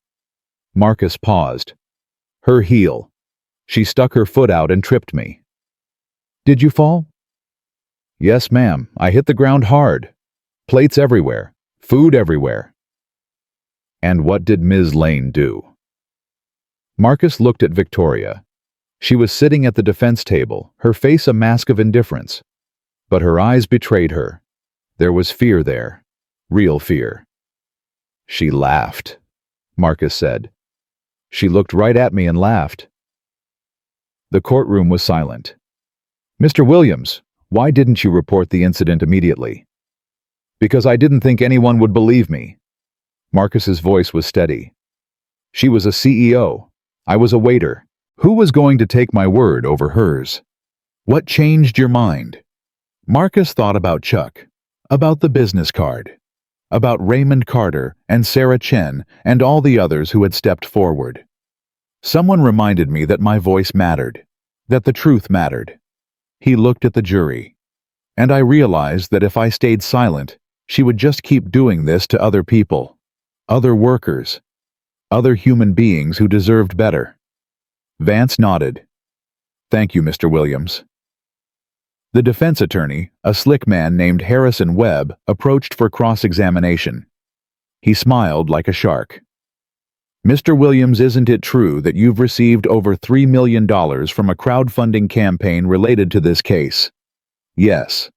"That's a lot of money for a man who makes $12 an hour." "It is." "Isn't it possible that you exaggerated your story to generate sympathy, to profit from this situation?" Marcus shook his head.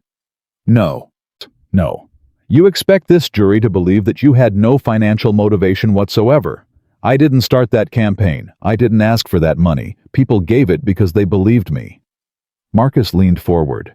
"And I would give every penny back if it meant none of this had ever happened. I didn't want to be famous. I didn't want to be on the news. I just wanted to go to work, do my job, and go home to my kids." Webb's smile faltered. "Mr. Williams, isn't it possible that you simply tripped on your own and are now blaming my client to cover your embarrassment?" "No." "How can you be so sure?" "Because I felt her heel against my ankle. Because I heard her laugh.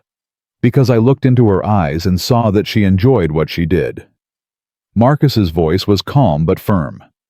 "I've been working food service for 16 months. I've carried hundreds of trays. I know how to balance plates. I didn't trip on my own. Webb tried a few more angles, but nothing stuck. Marcus answered every question honestly, directly, without wavering. When he stepped down from the stand, Carter was waiting with a small nod. You did good. The closing arguments came a week later. Patricia Vance stood before the jury, her voice ringing through the courtroom. This case is not about one man falling in a diner. It's about a pattern of behavior, a pattern of cruelty, a pattern of using wealth and power to humiliate those who cannot fight back. She pointed at Victoria. Victoria Lane has spent years treating people like they were beneath her, like they were nothing, and she has spent years paying lawyers to make sure she never faced consequences. Vance walked toward the jury box. But today you have the power to change that. Today you have the power to say that no one is above the law, that no amount of money can buy you the right to assault another human being. That workers, that waiters, that janitors and parking attendants and catering servers are just as worthy of respect as CEOs and billionaires. She paused, letting her words sink in. Marcus Williams didn't ask to be here. He didn't want to be a symbol. He just wanted to do his job and provide for his family. But when he was knocked down, he chose to stand back up. When he was silenced, he chose to speak. And because of his courage, 7 other victims found the strength to come forward. Vance turned to face Victoria one last time. Victoria Lane thought she could get away with it. She thought wrong.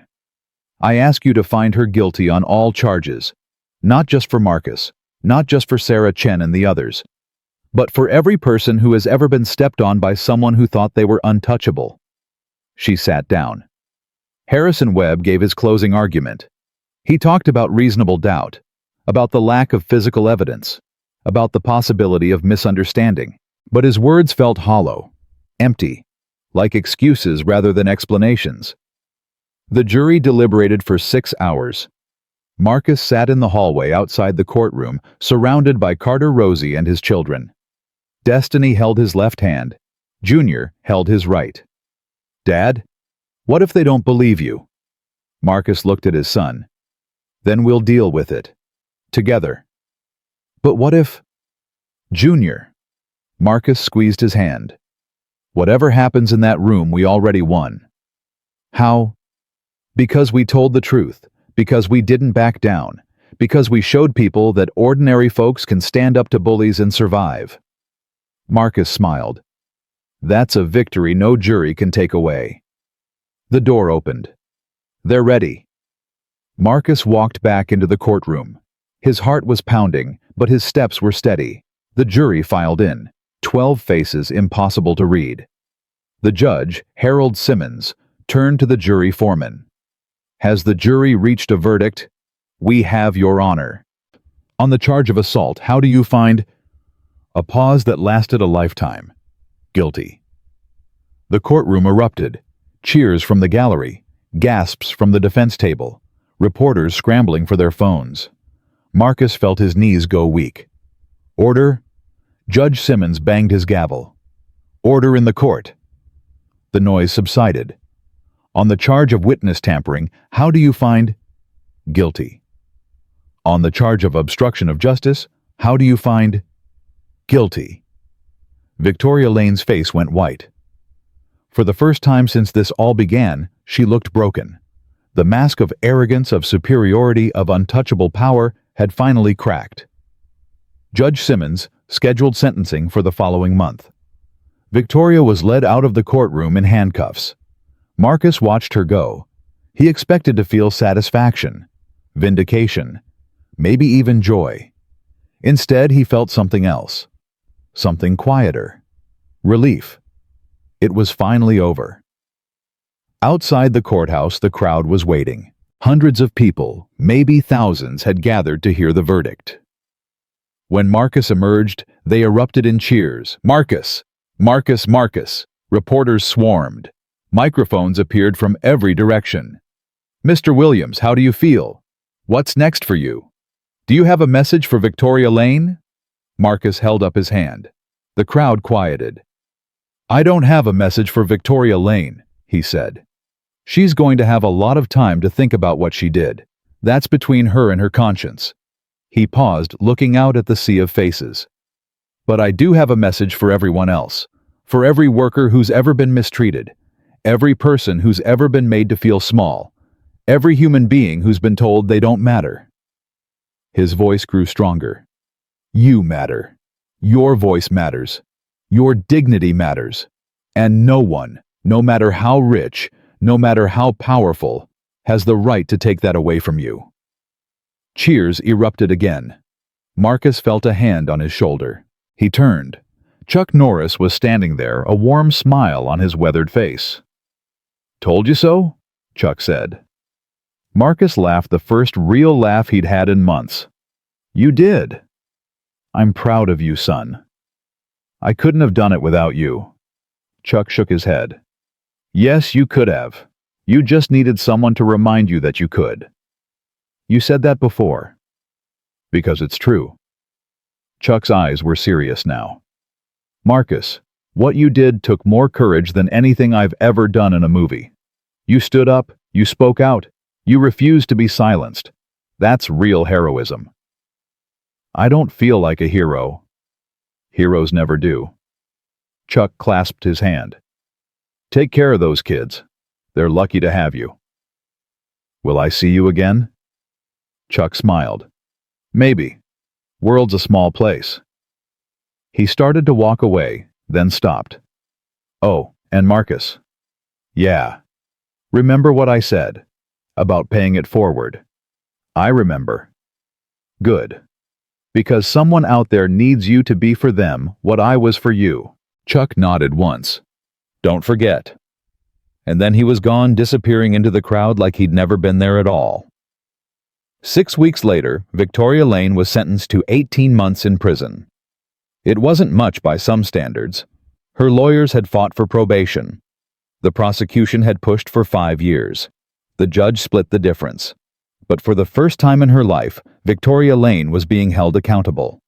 She would serve time in a minimum security facility. She would have a criminal record. And Lane Industries, the company she had built, was already crumbling without her. The board had voted her out the day after the verdict. Stock prices plummeted. Investors fled. The empire she had spent decades constructing was falling apart brick by brick.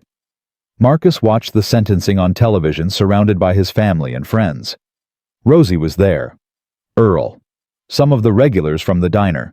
Even Sarah Chen, who had become a close friend in the months since she came forward. When the judge announced the sentence, no one cheered. There was no celebration.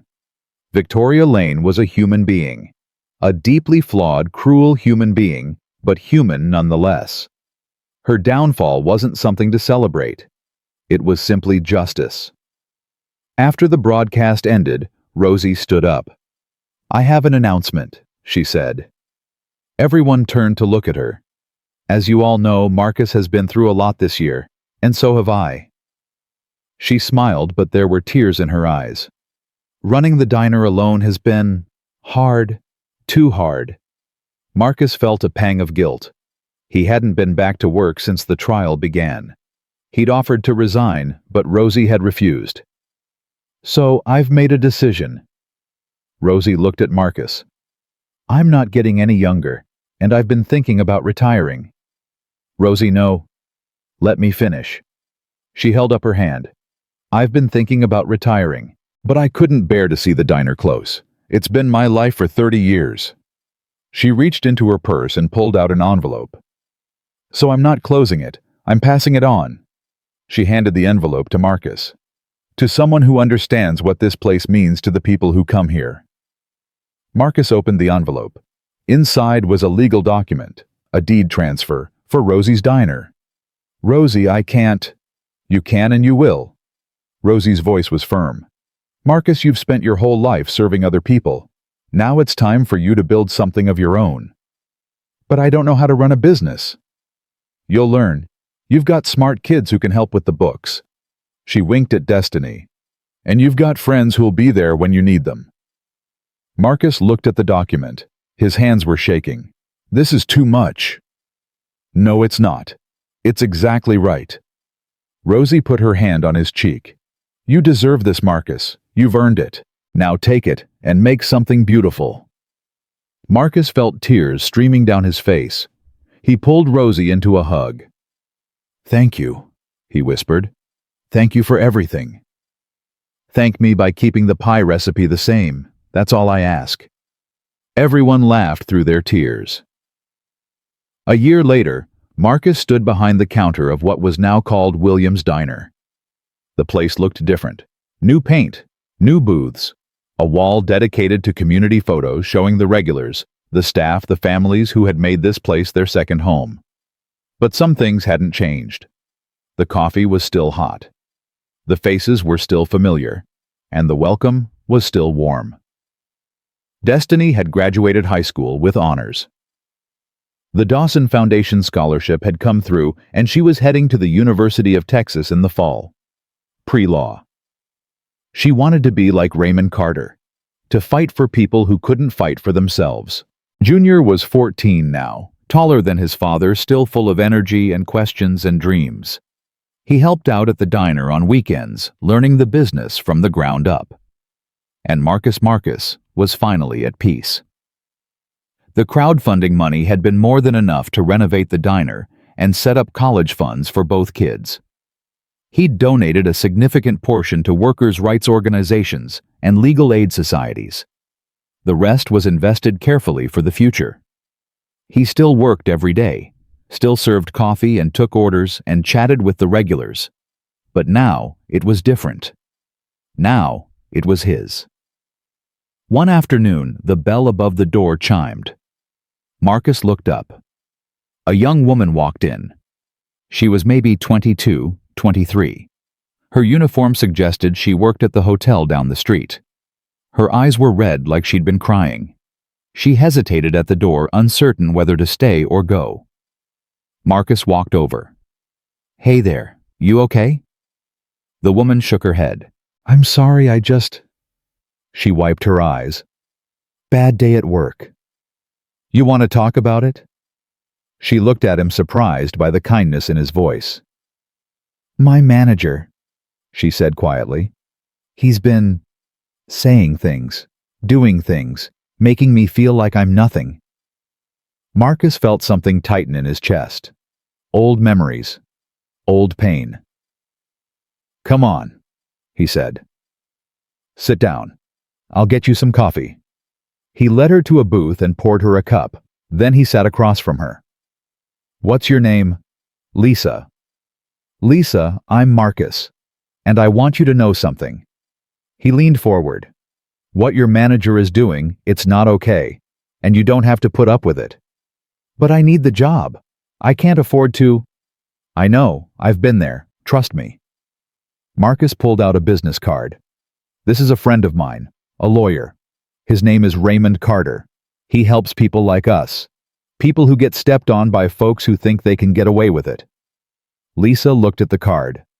"I don't have money for a lawyer." "You don't need money. He works pro bono for cases like this. Tell him Marcus sent you." "Why would you help me? You don't even know me." Marcus smiled. "Because someone helped me once, when I was at my lowest, and I made a promise to pay it forward." Lisa's eyes filled with tears. "Thank you." "Don't thank me yet. Call that number, tell your story, and don't let anyone make you feel like you don't deserve respect." Lisa nodded, clutching the card like it was a lifeline. "One more thing," Marcus said. "What?" "Whatever happens, remember this. You're not alone. There are people out there who will stand with you. You just have to find them." Lisa smiled through her tears. "How do I find them?" "You already did." Marcus stood and patted her shoulder. "Now drink your coffee. It's on the house." That night, after the diner closed, Marcus sat on the porch of his little house. The stars were out. The street was quiet. Junior was doing homework inside. Destiny was packing for college, her room a chaos of boxes and dreams. Marcus thought about the past year, about everything that had happened since that morning in the diner. The fall, the laughter, the fight, and Chuck. He pulled out his wallet and removed a worn piece of paper. The note Chuck had left him that first day. "Kindness is a form of strength. Don't ever forget that." Marcus read it again as he had 100 times before. He thought about Lisa. About the fear in her eyes and the hope that had replaced it. About the card in her pocket and the call she would make tomorrow.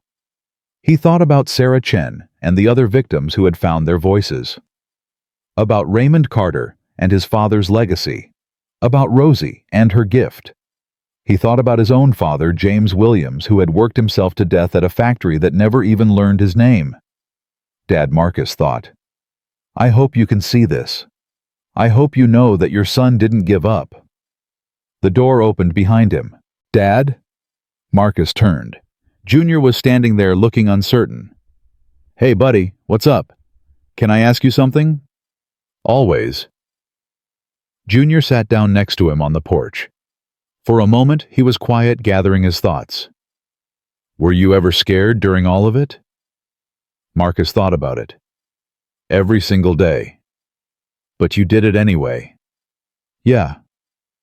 Why? Marcus looked at his son.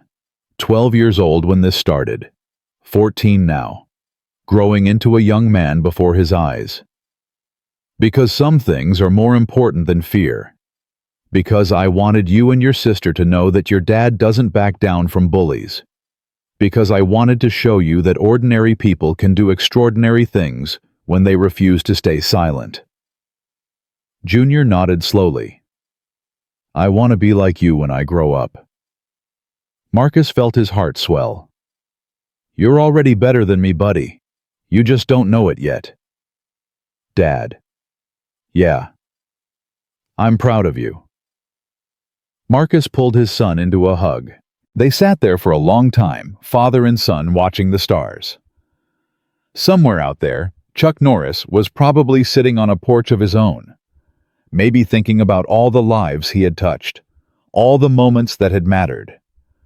Somewhere out there, Victoria Lane was in a cell facing the consequences of her choices for the first time in her life. And somewhere out there, Lisa was looking at a business card, finding the courage to make a call that would change her life. The world was still broken. Still unfair. Still full of bullies and cruelty, and people who thought power meant stepping on others. But it was also full of heroes. Not the kind in movies. The real kind. The ones who showed up. The ones who stood up. The ones who refused to look away when someone needed help. Marcus Williams had learned something in the past year. Something more valuable than all the money in the world. He had learned that kindness wasn't weakness. That compassion wasn't soft. That the strongest thing a person could do was reach down and help someone else stand up. He had learned that one moment of cruelty could destroy a life. But one moment of kindness could change the world. The stars twinkled overhead. The night was quiet. And Marcus Williams, once invisible, once forgotten, once just a waiter in a diner, finally knew exactly who he was. He was a father, a fighter, a friend. He was proof that ordinary people could do extraordinary things. And he was just getting started. Because real strength isn't measured by how many people you can step on. It's measured by how many people you choose to lift up.